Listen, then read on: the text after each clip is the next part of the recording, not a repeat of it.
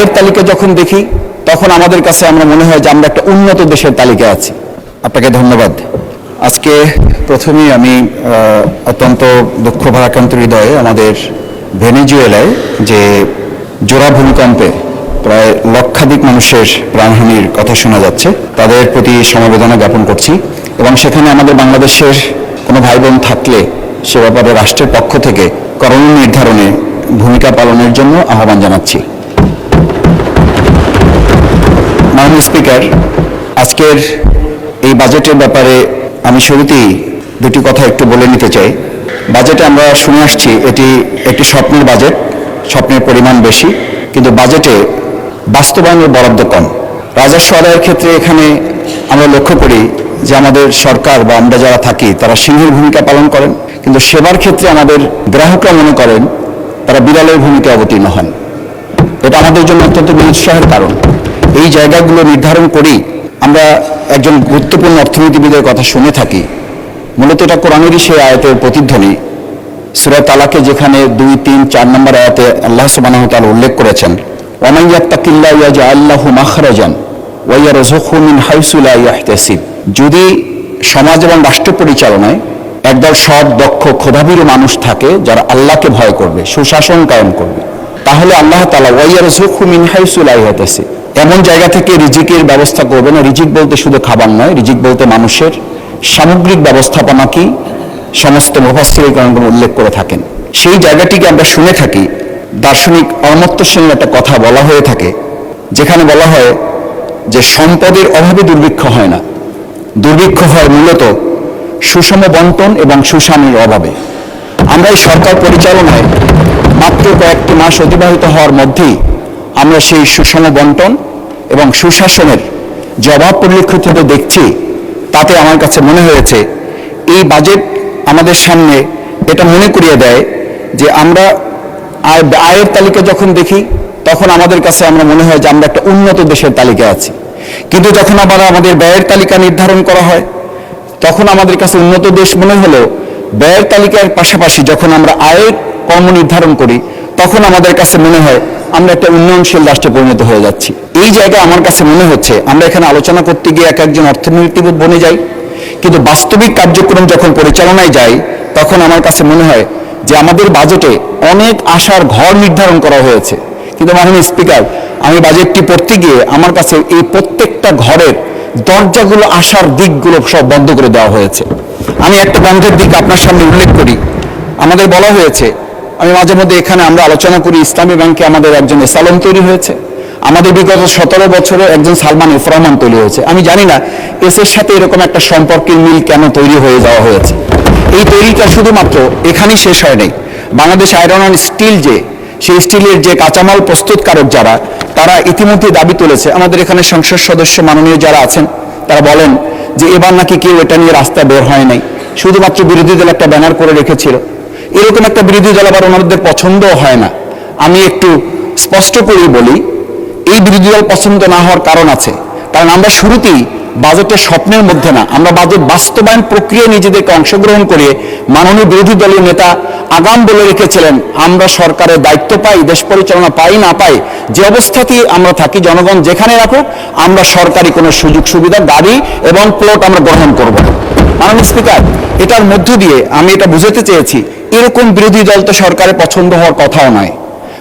এই কারণেও যে আমরা যখন এই স্টিল অ্যান্ড আয়রনের ভ্যাটের কথা বলি, আমি এখানে একটু ডেস্ক আপনাকে দেখাই যে আমাদের এইচএস কোড যেখানে বলা হচ্ছে, রেগুলেটরি ডিউটি যেটা বলা হচ্ছে, এক্সিস্টিং কোড ছিল এখানে যেটা 10, সেটা 20% নিয়ে যাওয়া হয়েছে, যেটা 3% ছিল সেটা 15% নিয়ে যাওয়া হয়েছে। এরকম প্রত্যেকটা জায়গায় বলা হয়ে থাকে। আমি তাদের সাথে বসেছি, তারা আমাদের সাথে দেখা করেছেন।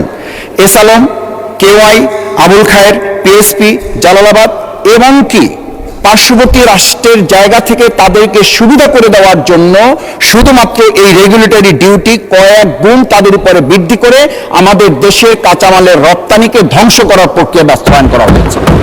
আমি অত্যন্ত স্পষ্টভাবে এই এক্সিস্টিং রেগুলেটরি ডিউটি থেকে প্রপোজড যে রেগুলেটরি ডিউটি নির্ধারণ করা হয়েছে, এটা সহ অন্যান্য জায়গায় যা করা হয়েছে সেগুলো থেকে আমাদের দেশের কাঁচামালকে রক্ষা করার জন্য আমি বিশেষভাবে আহ্বান জানাচ্ছি। মাননীয় স্পিকার, আজকে একটা কথা খুব পরিষ্কার করে না বললেই নয়, আমরা যখন আলোচনা করি যে বাজেটে বক্তৃতা শুনে মনে হয়েছে দেশের প্রায় সব সমস্যার সমাধান হয়ে গেছে, কিন্তু আমরা যখন রাস্তাঘাটে ঘোরাফেরা করি, জনগণের সাথে মিশে এলাকায় যাই, আমি অত্যন্ত ভাগ্যবান নিজেকে মনে করছি। আমি এলাকায় বাজেটের পূর্বেই নাগরিক ভাবনা নামে একটা মতবিনিময় প্রোগ্রাম করেছি। ওনারা আমাদের সাংবাদিকরা ছিলেন, সেখানে ওনারা বলেছেন আপনাদের আলোচনা যখন শুনবো তখন মনে হবে আমাদের সব সমস্যার সমাধান হয়ে গেছে, কিন্তু বাস্তবে যখন আমরা বাজারে বের হব তখন গিয়ে দেখব যে আসলে সমস্যাগুলো আপনাদের বক্তৃতায় শোনে নাই। মাননীয় স্পিকার, আমার কাছে মনে হয় যে সমস্যা সমাধানের বক্তব্যগুলো আসলে বাদ পর্যায়ে আমাদের যে সমাধানের রাস্তা বের হওয়ার কথা সেখানে আমরা সুযোগ গ্রহণ করতে পারি না। বাজেটের সাফল্য আসলে এখানে টেবিল চাপড়ানোর উপর নির্ভর করে না। বাজেটের সাফল্য নির্ভর করে আমাদের মাঠ পর্যায়ে যারা তৃণমূলে আছেন, বাজারবাসী আছেন, সেখানকার লোকদের মুখের হাসিতে নির্ভর করে আমাদের এই বাজেটের সফলতাটা কতটা নির্ধারিত হবে। আরেকটা কথাও বলি, আজকে এখানে ট্রেজারি বেঞ্চ আছে, অপোজিশন আছে, সরকার বিরোধী দল আছে। বাজেটে দুটো শব্দ ব্যবহার করা হয়, একটা হচ্ছে জনবিরোধী বাজেট আর একটা হচ্ছে জনমুখী বাজেট বা জনগণের পক্ষের বাজেট। এই দুটো কথার সাথে আমরা যখন দুই পক্ষ হয়ে বসি, আসলে এই অধিবেশন থেকে বের হয়ে আমরা যখন বাজারে যাই তখন জনবান্ধব এবং জনবিরোধী থাকে না, তখন দুই পক্ষেরই একসাথে একটা প্রশ্ন তৈরি হয় আসলে বাজারে মূল্য বৃদ্ধি হয়েছে কেন। মাননীয় স্পিকার, এই দুই পক্ষ আমরা তখন বাজারে কিন্তু এক পক্ষ হয়ে যাই। এর কারণ হচ্ছে বাজারে আমরা যে নীতিমালাটা নির্ধারণ করি সেই নীতিমালায় আমাদের এখানে কেবল বাজেটে আমরা নির্ধারণ করার জন্য সাধারণ মানুষকে বোঝার ক্ষেত্রে প্রেজেন্টেশন আসতে পেরেছি, কিন্তু আমরা আধুনিক বিশ্বের দিকে অথবা মিনিমাম উন্নয়নশীল রাষ্ট্রের দিকে যদি তাকাই, তারা তাদের বাজেট উপস্থাপনার ক্ষেত্রে মাননীয় স্পিকার আপনি খেয়াল করবেন, আমরা জানি সেখানে ইনফোগ্রাফিক ব্যবস্থাপনা, ভিজুয়াল ড্যাশবোর্ডের ব্যবস্থাপনা, তুলনামূলক চার্টের ব্যবস্থাপনা, সহজ টেবিলের ব্যবস্থাপনা, এমনকি নাগরিক সংস্করণের জন্য তার একটা ব্যবস্থাপনা আগে থেকে তাদেরকে দিয়ে রাখে যাতে তারা এটাতে অংশগ্রহণ করতে পারে। কিন্তু আমরা দুর্ভাগ্যক্রমে লক্ষ্য করেছি নাগরিক ব্যবস্থাপনা তো পরের কথা, সংসদ সদস্যগণ এই বাজেট নির্ধারণে কিংবা বাজেট তৈরির ক্ষেত্রে আমাদের কোনো ভূমিকা রাখার সুযোগ দেওয়া হয় না। মাননীয় স্পিকার, সুতরাং আমি আপনার কাছে মাধ্যমে দুটো বিষয় উল্লেখ করতে চাই। একটি হচ্ছে আজকে আমরা লক্ষ্য করি স্বাস্থ্য ব্যবস্থাপনায় আমাদের বাজেটের কিছুটা বরাদ্দ দেওয়া হয়েছে, শিক্ষায় করা হয়েছে। আমি ধন্যবাদ জানাতে চাই যে মাননীয় বিরোধী দলীয় নেতা আমাদের রাষ্ট্রপতির ভাষণে দুটো বিষয় উল্লেখ করেছিলেন।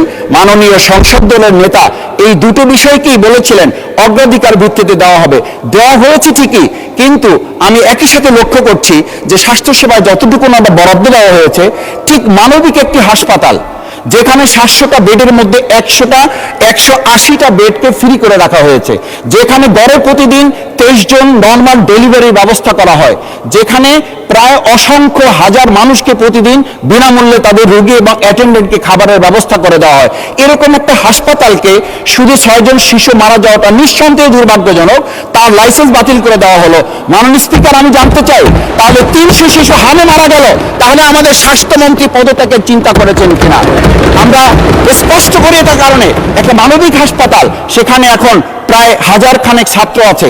আমরা অত্যন্ত দুর্ভাগ্য বশত লক্ষ্য করছি যেখানে বহির্বিশ্বের সাথে আমাদের সম্পর্কের এটা একটা মাধ্যম, সেখানে প্রায় 247 জন বিদেশি ছাত্রছাত্রী শিক্ষার্থীরা আছেন, তারা দাঁড়ে দাঁড়ে ঘুরছেন। এটা বাংলাদেশের সম্পর্কে ধারণা ভালো হচ্ছে না, বিদেশে আমাদের সম্পর্কে মেসেজ ভালো যাচ্ছে না, এমনকি তারা দেখা করার সুযোগ পর্যন্ত পাচ্ছে না। সচিব মহোদয় সুযোগ দিচ্ছেন না, ডিজি মহোদয়ের কাছে সুযোগ পাওয়া যাচ্ছে না, স্বাস্থ্যমন্ত্রী সুযোগ দিচ্ছে না। এই শিক্ষার্থীদের কোথায় গিয়ে তারা দাঁড়াবে? সেই জায়গাগুলো আমাদের নির্ধারণ করা উচিত। আমরা শিক্ষার ব্যাপারে বলেছি, শিক্ষা আমরা অগ্রাধিকার নির্ধারণ করেছি।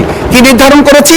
শিক্ষায় আমরা যেটা নির্ধারণ করেছি 511 কোটি টাকা নির্ধারিত থাকা উচিত সেখানে আমাদের নিয়মিত এই সমস্ত ব্যয় বরাদ্দ নির্ধারণ করার জন্য, কিন্তু আমরা লক্ষ্য করছি এই সরকারের কাছে এখন সেখানে মাত্র 86 কোটি টাকা থাকার কারণে তারা নিয়মিত বেতন পর্যন্ত পরিশোধ করার সুযোগ পাচ্ছেন না। তাহলে আমরা অগ্রাধিকার ভিত্তিতে এগিয়ে যাচ্ছি নাকি আমরা চিংড়ি মাছের মতো লাভ দিচ্ছি কিন্তু পিছনের দিকে যাচ্ছে? মাননীয় স্পিকার, সেটা আমাদেরকে ভাবতে হবে।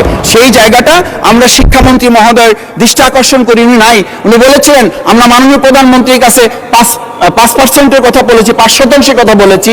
উনি আমাদেরকে 3% আশ্বস্ত করেছেন। আমরা এইবার হয়তো 200% পাবো।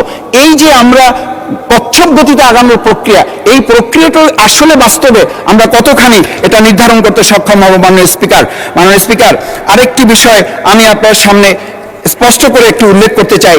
আমাদের এই যে বর্তমান বাজেট ব্যবস্থাপনায় আমরা যেটা রেখেছি যে আমাদের এমপিভুক্ত 2 লাখ শিক্ষক, এই এমপিভুক্ত শিক্ষকদের ব্যাপারে শুনেছি মে মাসের বেতন এখন পর্যন্ত তাদেরকে দেওয়া যায় নাই। আমরা সুখবরের কথা শুনি, কিন্তু সুখবর তো ইতিমধ্যে তাদের পরিবার পরিচালনা সহ তাদের জীবন তো প্রায় অতিষ্ঠ অবস্থা, শুধু না জীবন তাদের মুমূর্ষ অবস্থায় পৌঁছে গেছে। এক একটা পরিবার তার মায়ের চিকিৎসা করতে পারছে না, তার সন্তানদের ভরণ পোষণের ব্যবস্থা তারা গ্রহণ করতে পারছে না। সেই জায়গাগুলো আমার বোধ হয় আমাদের বাজেটে যেভাবে আলোচনা হওয়ার কথা ছিল সেই আলোচনাটা আমরা নিতে পারি নাই। মাননীয় স্পিকার, আমি এবার আমার দক্ষিণ অঞ্চলের কয়েকটা বিষয় আপনার মাধ্যমে উপস্থাপন করতে চাই। আমাদের বাজেটে যেটা একেবারেই গ্যাপ হয়েছে বলে মনে হয়েছে, আমরা বিগত সরকারের সময় শুনেছি আমাদের পদ্মা সেতু হয়েছে, হোক 15,000 কোটি টাকার সেতু, আমাদের অন্তত 45,000 কোটিতে হয়েছে, এরকম আর দুর্ভাগ্যজনক পরিস্থিতি। আবার বড় যে প্রকল্পের কথা আমরা বলবো, আমরা তো সেই মানে সিঁদুরে ভয় পাওয়া মানুষ, আমরা তো এইসব ভয় পাই যে বড় বড় মেগা প্রজেক্ট হবে, বড় বড় মেগা দুর্নীতি হবে।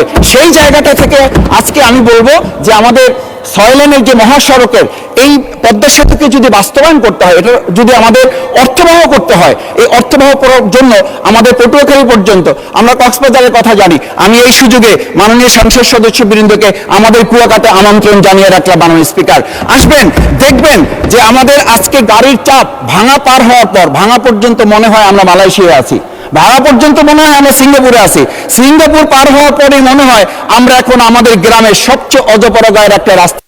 ধন্যবাদ মাননীয় সদস্য। আজান পড়ে গিয়েছে, আচ্ছা 2 মিনিটে শেষ করেন, আজান দিয়ে দিয়েছে, 2 মিনিটে প্লিজ। সেই জায়গায় আমি মনে করি যে আমাদের এই 6 লেনের রাস্তা নির্ধারণ হওয়া, ট্রেন সংযোগ হওয়া এবং আমাদের কুয়াকাটা পর্যটন কেন্দ্র খাতকে যদি অর্থবহ করতে হয় সেই জায়গাটি আমাদের নির্ধারণ করে নেওয়া। মাননীয় স্পিকার, আমাদের এই বাজেটের মধ্যে আমরা যদি একটি জিনিস লক্ষ্য করি তা হচ্ছে আমাদের এই পর্যটন খাতের পাশাপাশি আমাদের পায়রা পোর্ট অত্যন্ত আর্থিক ব্যবস্থাপনার জায়গায় গুরুত্বপূর্ণ একটি খাত। সেই খাতটিকে আমদানি এবং রপ্তানি জায়গা যদি এটাকে আমরা নির্ধারণ করে নিয়ে আসতে পারতাম, সেই জায়গাটা আমরা করতে পারি নাই। আমাদের সবচেয়ে গুরুত্বপূর্ণ, আমরা অনেকেই বলি যে নদী পথে আমাদের লঞ্চে যাওয়া আসা, এটা শুধু একটা যাওয়া আসা না, it's mental reflection, it's mental refreshment. এই রিফ্রেশমেন্টের জায়গাটা এখন নদীর লঞ্চ মালিকদের মাথায় হাতের মতো অবস্থা। আপনি নিশ্চয়ই জানবেন, আপনি ভোলার আমাদের সমস্ত বিষয়ে আপনার নলেজে আছে। সেখানে লঞ্চে যখন ওঠা হয় তখন লোকেরা বলে আমাদের মরতে বসা ছাড়া আর কোনো উপায় নাই।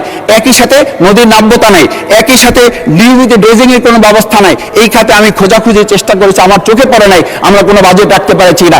নদী বাঁচলে বাঁচবে বাংলাদেশ। মাননীয় স্পিকার, সেই জন্য নদীর এই নাব্যতা এবং ড্রেজিং এর ক্ষেত্রে আমি আশা করি যে বাজেটের একটা গুরুত্বপূর্ণ অংশ এখানে নির্ধারণ করা হবে। কীর্তনখোলা, তেঁতুলিয়া, আড়িয়ালখা, বিষখালী সহ পর্যটনের এই নৌপথ উন্নয়নে যদি আমরা ব্যবস্থা নিতে পারি তাহলেই কেবলমাত্র আমাদের এই উন্নয়নগুলো সম্ভব হবে। মাননীয় স্পিকার, আমার প্রিয় বাউফল, সেই বাউফলে আমি জনগণের কাছে ভোট চাইতে গিয়ে শুধু একটা কথা বলেছিলাম, মাদক নির্মূল করব, কবর রচনা করব।